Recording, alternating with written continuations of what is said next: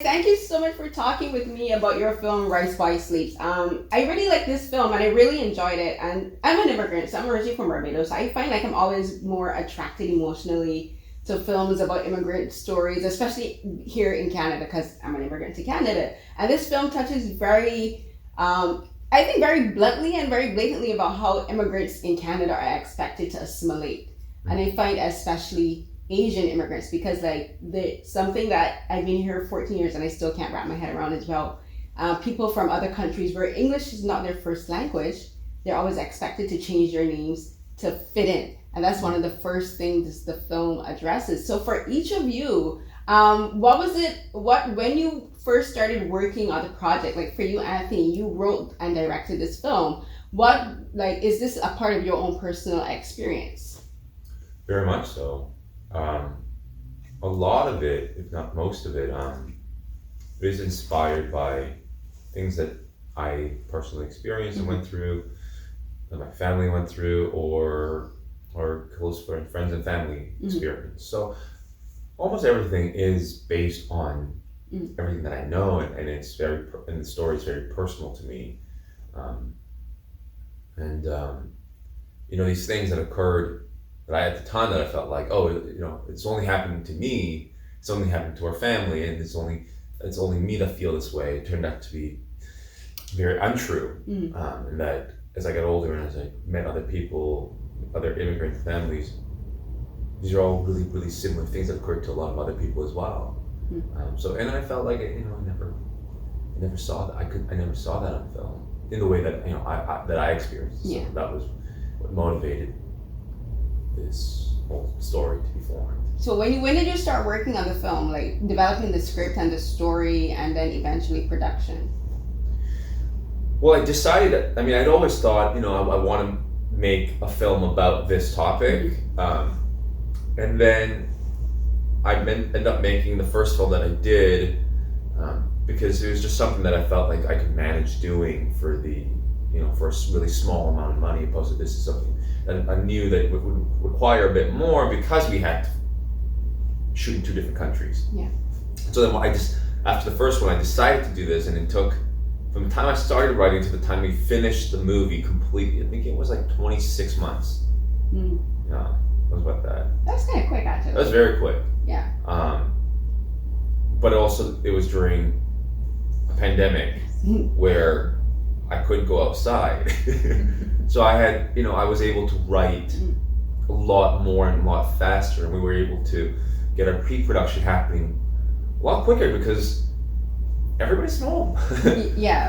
Like meetings could happen right away, and things could get done a lot quicker. People didn't have as much excuses to pull back and say, oh, we don't have the budget all this time. You have the time. I know where you are. You're at home. Exactly. Just like everyone else.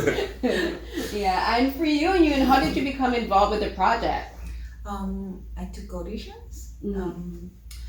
Actually, one of our common, can I say friends, like the casting director in Korea side, I knew her from my first documentary film that I made, and that was invited to Busan Festival. So I met her in previous festival, and she was trying to make me she suggested me would you wanna to do act? So at the moment my answer was no, I'm a dancer and blah, blah.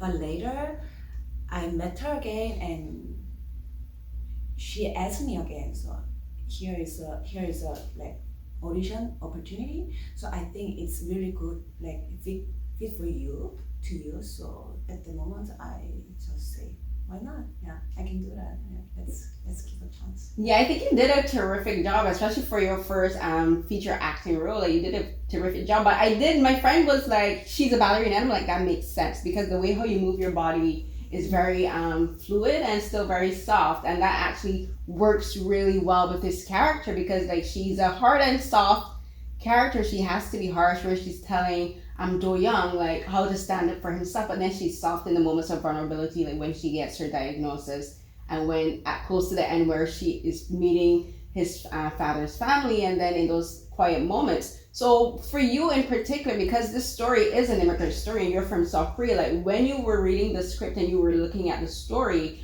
what was your reaction to finding out how immigrants and how South Korean immigrants in particular are treated in Canada? This film is set in 1990 to 1999, but it's still the exact same way, unfortunately. But yeah. I'm not an immigrant and I'm not a single mom, so but at the before we shooting, Anthony and I shared a lot of movies or documentary or the pictures or songs from that period, 90s or 80s or 70s, and we talk about he shared a lot of his story and his family and many things. So I learned and I studied. I did research a lot. But to be honest, my understanding of Soyoung as an immigrant came later. It came really later after maybe finished the shooting. It was only after you finished the shooting that you really started to really think about her experience. That's interesting. So what was it about that you what were you thinking about after that? Because that's interesting that you really sat with it afterwards. Well, also we shoot this film during pandemic, so there were no tourists in the city in Vancouver. Yeah. So that was kind of made me feel really lonely. Because so that kind of environment and circumstance make me can give me more 어떻게 말하지? 약간 더 거기에 더 fit-in-하게 할 수 있었다고. Yeah, I mean, you said there's no distractions. There's no sense of being a tourist visiting a country opposed to she showed up and there was nothing going on. And so she really just had to kind of immerse herself into this environment and immerse herself into this project because that was kind of all there was to do it in a way at the time. And also when I was visiting to Vancouver for shooting, so I knew that I'm a visitor. So I have my own house in Korea, so I will be back. But I came back to Vancouver again to do ADR and to do some post-production. And at the moment I was thinking, maybe I can live here. I was considering to move to Vancouver or somewhere else. So the moment I thought, that gives me so much difference, feeling to me. So yeah. I've never been to Vancouver. I've been here all this time and I've never gone back. Because flying from here to there is ridiculously expensive for no reason. We were just talking about that. Yeah. It's ridiculous. I don't understand. I'm on the same continent. Why am I paying the same price to fly home to Barbados as I would fly just to fly across the country? It makes no sense. Yep. It's absurd. And for you, Christopher, when you became involved with the story, is this is it similar to your own background or to people in your life that helped you to develop the tone and the look of the film? Yeah, I mean, speaking of how I could relate to it, I was born in Canada, so but I think something that speaks to what's so special about Canada is that I have so many friends who are all my friends are from everywhere around the world, and they had very similar experiences talking about having a different name when you're growing up. A lot of my Vietnamese friends, a lot of my Chinese friends, even my dad and my uncles, they all have their white names, which I don't know. It was we kind of knew about that really early on, but we never really questioned it or thought about it. But yeah, my dad's name is Henry, but that's not his actual name. Even my dad gave me a Chinese name. Yeah. Which is You mean hiding that secret from everyone? I know, no, Ashamed of your heritage? No, you made me think of it, which is great. But no, my dad gave me the name Wayne Ken as my Cantonese name. Nice. But yeah, I mean, as far as the look, I think it was just an amalgamation of everything. Something specifically that was sort of a motivator for how we chose to shoot it was When I first read the script, and every iteration of the script that Anthony sent me, it always started with the opening monologue that you see in the film. And I don't know why exactly, but for whatever reason, I always read it as the father saying those lines, even though Anthony never explicitly wrote in the script that this is the father, Won-shik, speaking. And so knowing that, it really informed how I read the rest of the story, which was very, it just felt like I was reading it through the eyes of this character. And then that created this idea of, well, maybe we see and approach the shooting of the film through the eyes of a character in the room with the other characters. And so how would the father react? And so Anthony and I talked about this idea, and he was very on board for it, and I think we both were really nervous about it because it was a very bold and I think sort of risky approach, especially for a low budget project, also shooting on film. But we went for it, and I think it's also a testament to the fact that Anthony has such a long history in theater. I think was also a big draw, because it sort of unlocked this very theatrical approach, embracing these really long takes. And so once Yoon and Ethan and everybody was getting into it, it was like everything had to be dialed in, and it almost was like a little bit of a play. Yeah. Every scene sort of unfolded like this singular play, which was really exciting. I think it was exciting for the cast, it was exciting for camera, because every take was a little different. Yeah, I mean, sometimes we would try to be very meticulous in planning out exactly how it would be, like where the camera would go, and then we would try a couple takes, and then Anthony would be like, but like I don't know, it felt like we were trying to get there. And so oftentimes he would just tell me, just go for it, like just feel it out. And I don't speak Korean either, so so Yoon would be really helpful and give me like keywords, and she would like say it a few times. Like, let's pan on that line, and then you'd be like, what line is that? I'm like, what do you mean? Just listen. Yeah. it's all in Korean. I'm like, oh, of course. Yeah. Of course. Yeah. But they would give me certain lines, and then I would know, okay, I need to be here for this line. I need to pan off on that line. But yeah, it was amazing. I feel like once we got into it, Anthony saw that there was a certain energy. If I was acting as much as a character and reacting to what I was seeing, instead of really trying to be mechanical about it, and it made a lot of really exciting, and I think it gave a lot of the scenes a lot of emotion and feeling to it. No, it did, because as you were talking, it just made me think, because while I was watching the film, I picked up that it doesn't really film from the first person perspective. It films more from the third person perspective. And as you're talking, like I just went back to how this film is about Won-shik isn't there. Like, had he still been there, would So-young have been gone to Vancouver? Would she have immigrated? Probably more than likely not. But like, especially in South Korean culture and Asian culture, they believe in ancestors still being present, and the people who passed on still being there to watch. So as you're talking, I was thinking, yeah, it would work as Won-shik, his presence is still there watching them, especially for Do-young, because like Do-young doesn't, until Simon turns up, Do-young doesn't have a male father figure in his life. He doesn't have a grandfather, he doesn't have an uncle, but Won-shik is just there, like, I see my family struggling, but there's nothing I can do to watch it, especially in the very end where they're walking down the hill. It's like he's like, okay, they're fine, so I can go now. Yeah. So let's kind of. She watched the movie.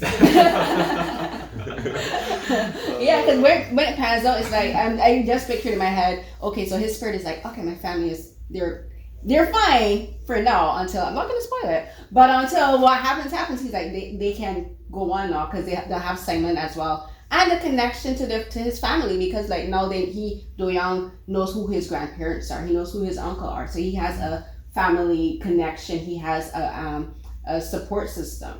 And so we talked a bit about the naming of the film. So the naming in the film. So the thing with this film, I always get upset with these kind of things, because where like the scene where like the teacher goes to Soyeon and say, I have a list of names that I think might suit him. I was angry. I was legit angry. I was like, this heifer. Because I'm like, who are you to go and tell this woman like I'm gonna give your son these list of names for you to pick up? And like for me, like in Bajan culture and like African culture, and I know in like Asian culture too, like it's very important how you name your children. How you name your children is important. Like it means something. And so for someone else to come and say, this is what I think you should name your kids, I was just like, ooh. And the thing is that I used to work at a public school here. I only literally just resigned early this year, but I worked at a public school here in Toronto for probably about 7-8 years. And it's predominantly Southeast and East Asian. And like for the kids, like they'd have their white names and they'd have their Chinese names. And I would always ask the kids, I'm like, which name do you prefer me to refer to you by? Would you prefer me to refer to you by your ancestral name, your Chinese name, or would you prefer me to refer to you as the Western name? And 90 times they would be like, I would prefer you to call me by my Chinese name because that's the name my parents call me by at home. So for you guys, when like for those specific scenes where there's scenes like for me, I would say emotionally charged, where you just were like, whoo, white people, they're trying. But for each of you, just talk about. I want you to talk about like for how important names are for you, because you said you didn't even think about like how your dad gave you a Cantonese name, but like I think that's such an important part of who we are as an identity, because our names are who we are referred to by, you know, like no, like if anyone does that I don't know doesn't call me by my name, I will ignore them. You know, I'd be like, who are you like talking to? You know my name, call me by it. So for each of you, like what does the name mean to you? Because I think that's such an intrinsic part of the story. Like you named the film Rice Boy Sleeps, and like rice boy is used as a derogatory term for Do Young and for Asians, and you were just like, I kind of read it as like the name actually gets put to sleep by the end of the film. Like he's like, I'm not rice boy, you can't call me that. That's good. Yeah, I haven't heard that one. That's really good. Well, I mean, I always thought that, you know, different people have had different takes on that. For me too, it's just like his background is, you know, he's from a rice farm. You know, that's where his family's from, and that rice is not something to be ashamed of. It's it's the fuel for life, and that the term that is used derogatory, you know, in a manner of being called a rice boy is like, well, that's like, if you look at another way, it's just like there's pride in that too. And so you know, to me, it's like it's that part of yourself that's dormant. Yeah. And for my name, I mean, my situation was a bit unique in that I grew up hating my Korean name. It was. What's your Korean name? My last name is Shim, so it's Shim Myung-po. Shim Myung-po, okay. And it's tough to pronounce. It's not though. Well, when you read it, the way it's spelled, Myung. I can't. But maybe it's just because I can read Korean, so I can. Well, you can read Korean? I can read Hangul. Yeah, I was taking Korean courses for a while, but I can read Hangul. I just need my dictionary to tell me what the heck I'm reading sometimes. Well, you're an exceptional case. Most people, it is hard to pronounce, you know, and so, and it's in Korea, it also rhymes with about a gazillion insults. Yeah. You know, the most common, it rhymes with stupid, you know, and the word bo is used to kind of, you can just tack it on to kind of like any mean word and works as an insult.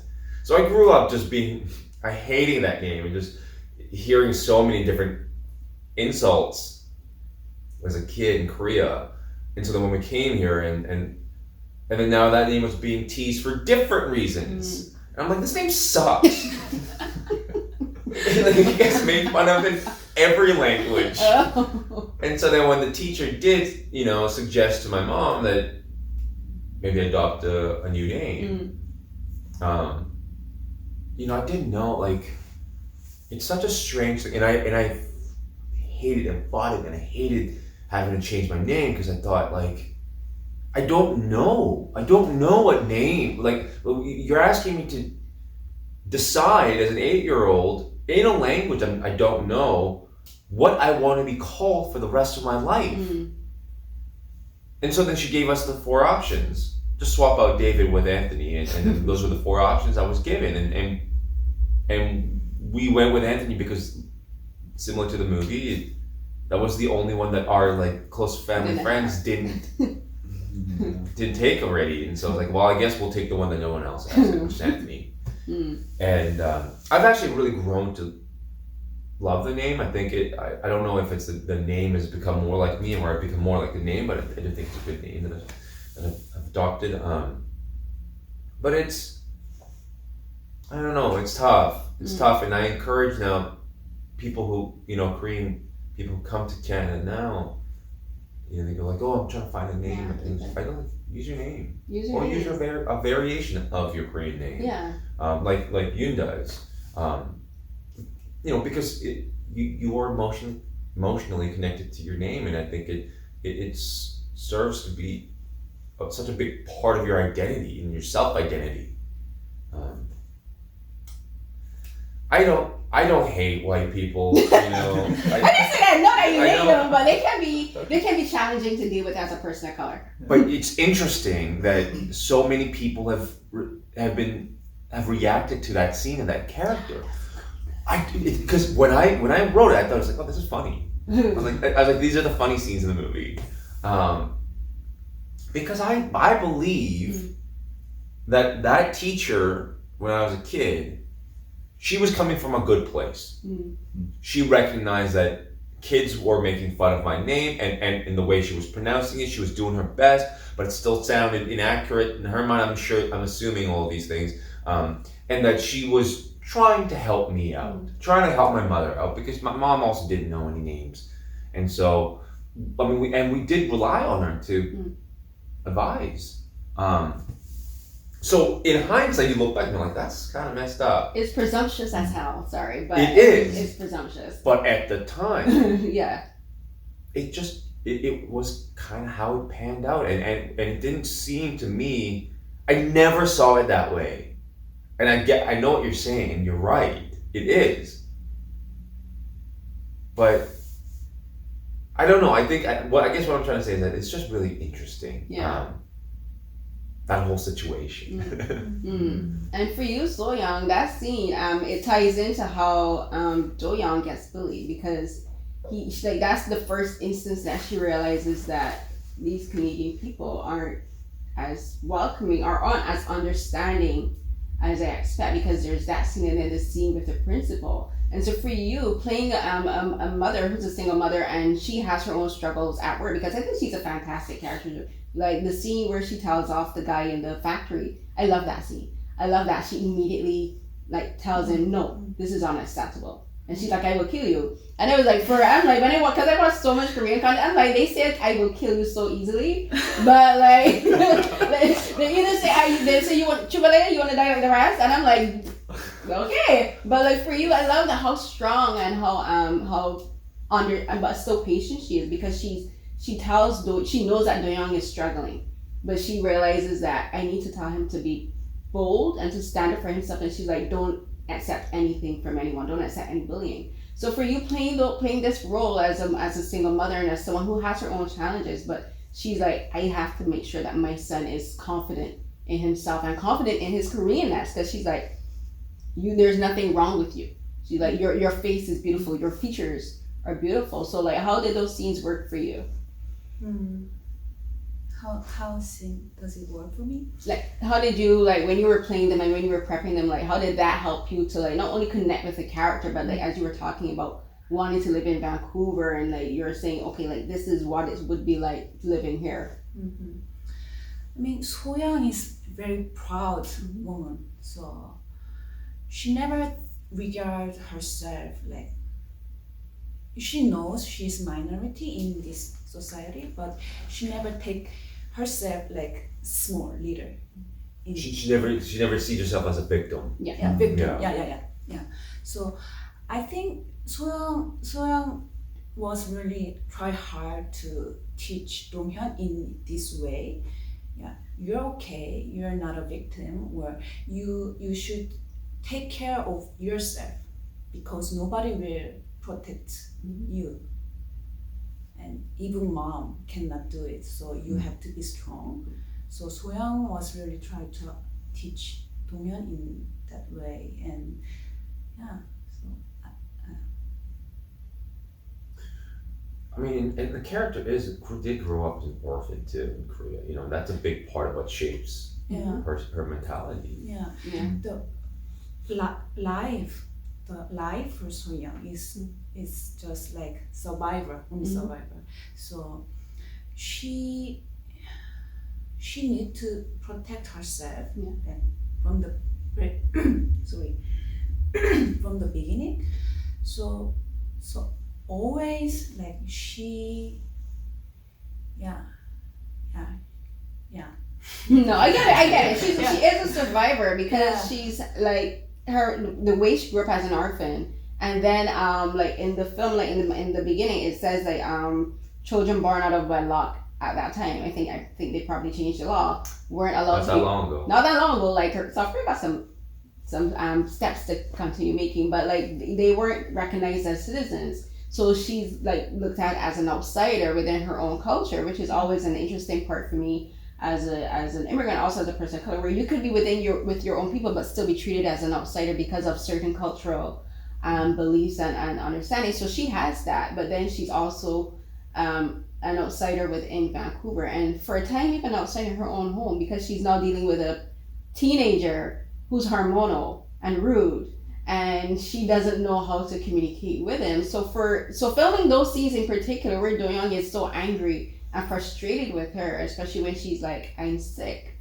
you know, and she's like, but she's trying to hold on to her own anger. She doesn't want to lash out at him, because I think that's a beautiful thing in the film too, where she never really loses her patience with him. Yeah, but I think the most important thing to Soyoung is not about what happens in her life, how many tragic things happen to her life. I don't think this is not the point. The point is that how she deal with the difficulty and carry on her life. So I think Soyoung is like, that makes me Soyoung special. Yeah. So Soyoung really want to teach Donghyun as well, like how like Donghyun, you should many things could happen to your life, but you have to be aware of it, and you should carry on your life with your best. So Okay, and for you, Christopher, as a cinematographer filming these scenes, like you talked about how there are some scenes where you had to pan out because you're trying to get the emotion and hold on to the emotionality of the scenes. Filming these scenes, you have to, like, there's a composition to the scenes, and there's a way that this film is filmed.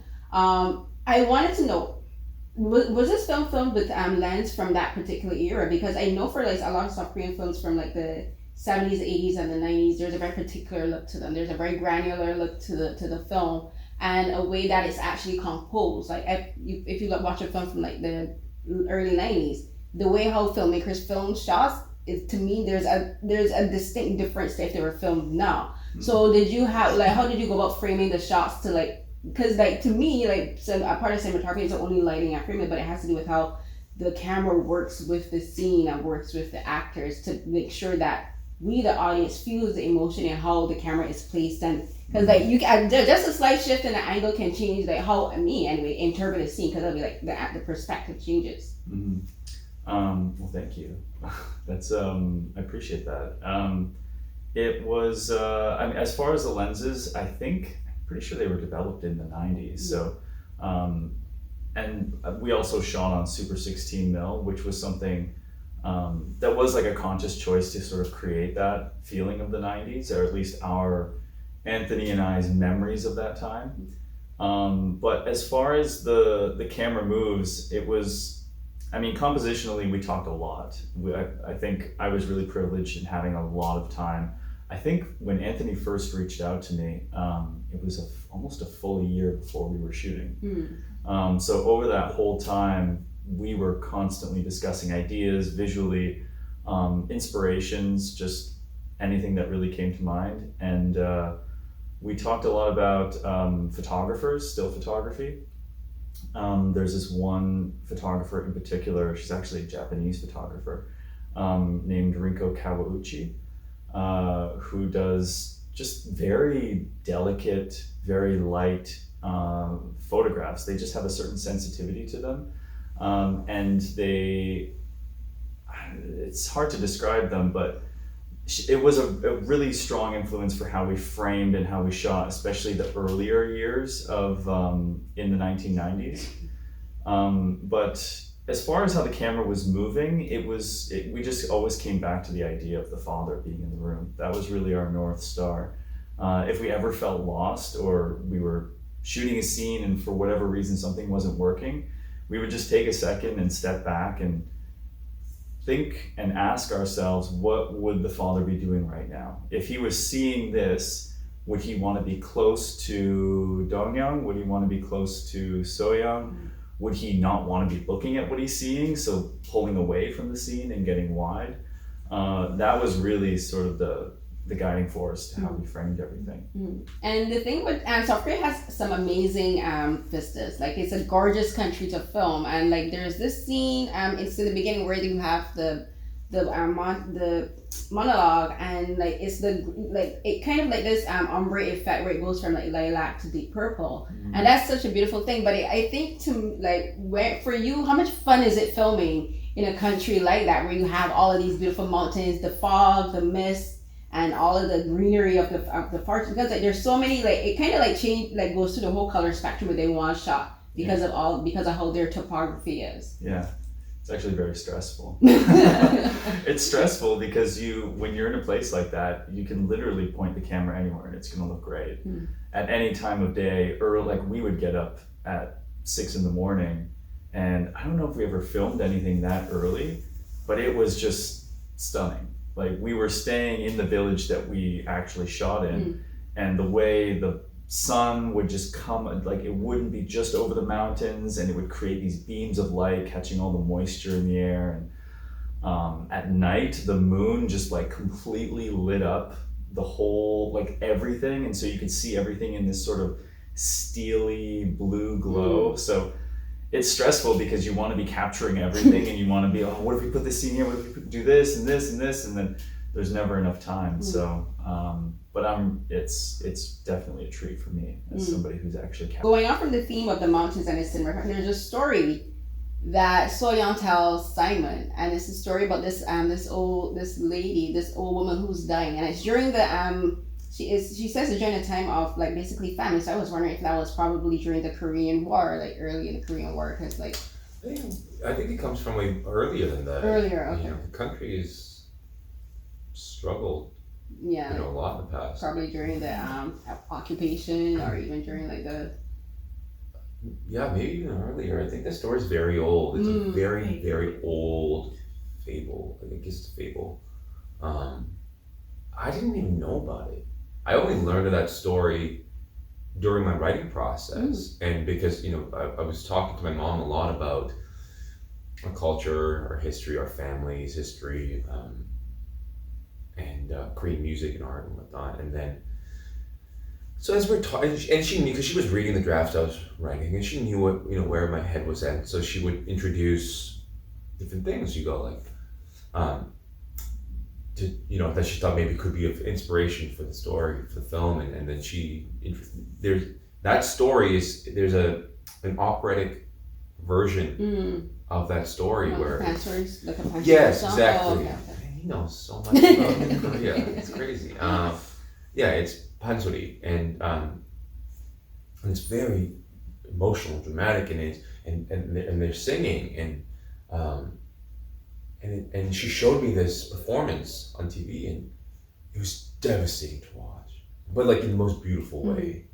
And the story just messed me up because I thought, wow, like it just says so much about parent-child relationship, our country's history, like there's now apparently some evidence that this was actually there wasn't actually a place, people didn't actually do that.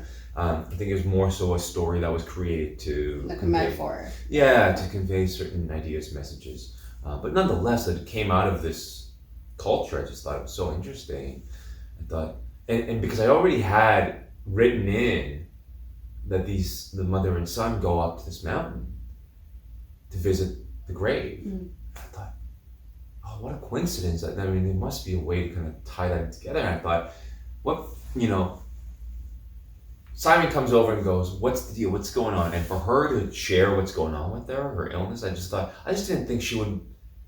I didn't think she was gonna tell him. I was surprised that she actually told him everything. It was like, okay, like this shows like a level of trust that is actually surprising for that character, because I think it would have been easy to make her a character who's very closed off and very and not sheltered, but very protective of her story, especially of her own health, because there's some people when they're sick, they don't like to share that people are sick because they see it as like not a weakness, but as a thing they don't want to burden other people with. Like how she told Do-young, I wasn't expecting her to tell him in that moment. Actually, I don't think she was planning to. I thought she was going to tell him probably when they went home, but when she told him on the shares, I was like, wait, okay, kind of blew my expectations out of the water. I'm like, I like this. Yeah, I don't. Going into it, she starts talking about something completely different, and I don't think it's not until it all kind of blows up in her face that she goes, "It's now or never," and she tells him that way. But then with Simon too, I don't think she would be so interested in telling him about the illness. It's more so about why she can't marry him. Yeah. Why she can't be with him. And why she have to go back to Korea. Mm-hmm. And it's how does she make this man who's so devoted to her understand where she's coming from? And I think for her, it's you got to first understand. Like, this is what I grew up with. It's this mentality. It's this story that represents me and where I come from. And so I thought that would be a really interesting way for her to reveal, to make him understand. Mm. And then it just kind of worked out, that tied in at the very end. It does work out. So I know we don't have much time left. So I kind of want that to tie into my last question about, and it ties into the cinematography and also the character of Seung-yoon. How I think that scene at the very end, like after they do the ancestral rites at the gravesite, but before that, like Do-young carries her. He like for his entire life, she's been carrying him as a mother. She's supporting him. She's carrying him. And but in this moment when they're going to his father's gravesite, he's carrying her, and this is the first time he also sees her physical weakness because she's always been strong. And he's like, she's like, no, we can't turn back. We have to go. But he carries her. And piggyback rides are to some people it may seem trivial, but I think there's something very profound about taking the weight of someone else completely on your own back, especially for someone as young as he is, because he's still a teenager. He's not a grown man. He doesn't have the body of a man, and she's a full grown adult. But he's like he takes her up the mountains. For you, like that scene before the graves, and then the scene coming back down. I love how that's a symmetry to everything. Whereas like to me, I didn't see that ending as sad. I can actually saw it as a positive thing, because it's like you have the story that you told Simon, which is like the son leaves the mother there to die, and he only sees the pine needles on the trail back, and that's sad. Like he took his mother to her death, but in this end, like I love the fact that he brings her back. He doesn't leave her, and like he's not bringing her back to her death because she's gonna die eventually. But she's still. To me, I took it as Seung-yoon has so much more to teach him, and he has so much more to learn, and like this is his time to actually be supportive of his mother. So like, can you talk about playing those two particular scenes, like the going up to the grave and returning back from the grave? That was intense. But at the same time, we went with the flow somehow.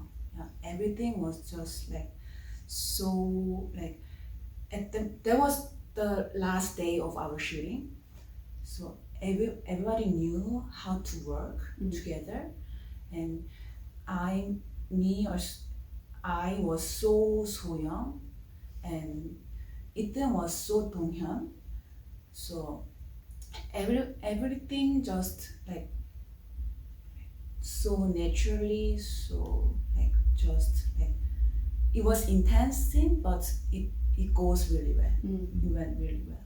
Also at the grave, we shoot that scene only one take, isn't it? Most of those we only do one take of. Yeah. That mountain.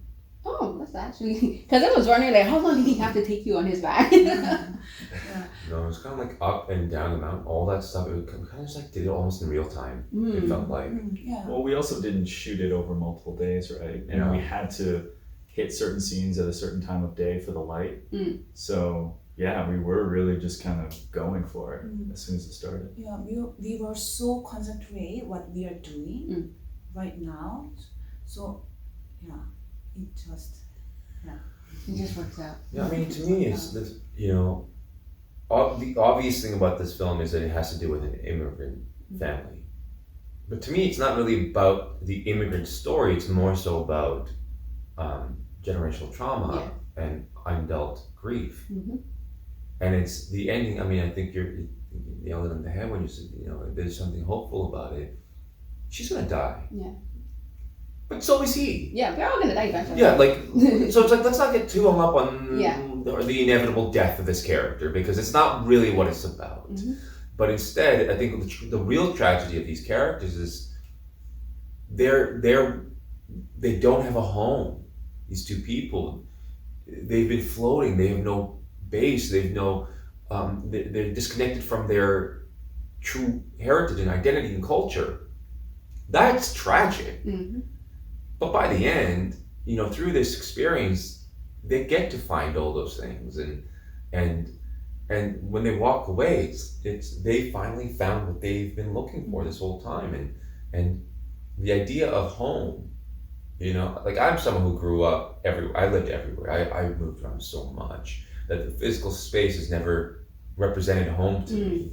As corny as that saying is, you know, I won't even say it because you know, it's so corny. You know what I'm talking about? No, say it. Yeah, like, Say it. you know, home is where the heart is. Oh, that's true. Right? But it's not corny. It's true because like I've been here 14 years, and Toronto is home, Canada's home, but it's not home. Yeah. And there's a very visceral sense of longing that you always have for where your home is. Like in Barbados, we have a saying where we say, home is where my navel string is buried.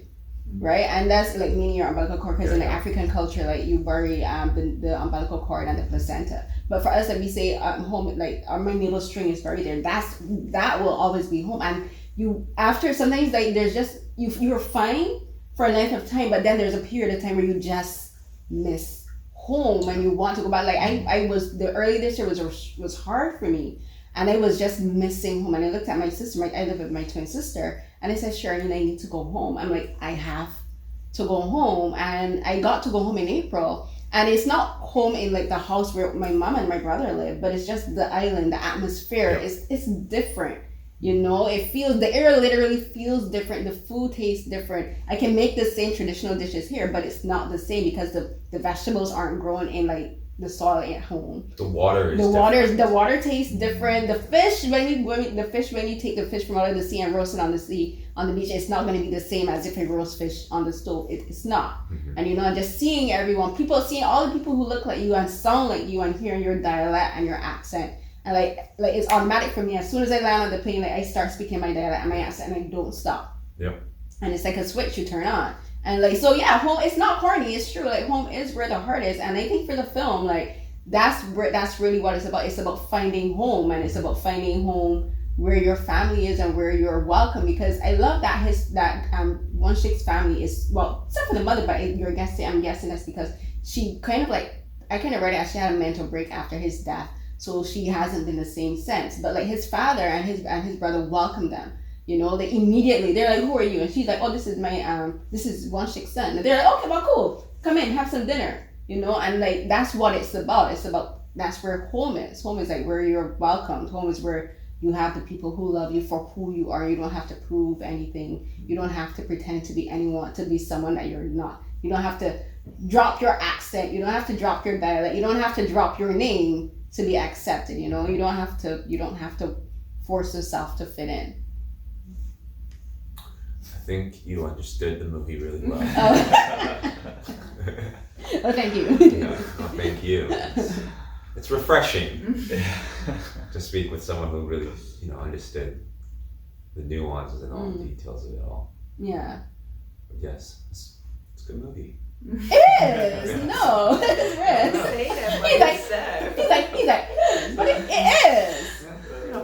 sometimes, I mean, if you watch it a gazillion times, you know, sometimes you wonder. Yeah. And we're talking about this, I'm like, oh yeah, like, some good stuff in this. You're like, we did well. No, I think you all did a fantastic job, especially you, Seung-yoon. I'm so impressed by your by the fact that this is your first film, and it's such a heavy film to do for a first time actress. Like, it has so much like emotional depth to it and so much weight you have to carry. So like, I think you did a phenomenal job. So applause to you and pat yourself on the back.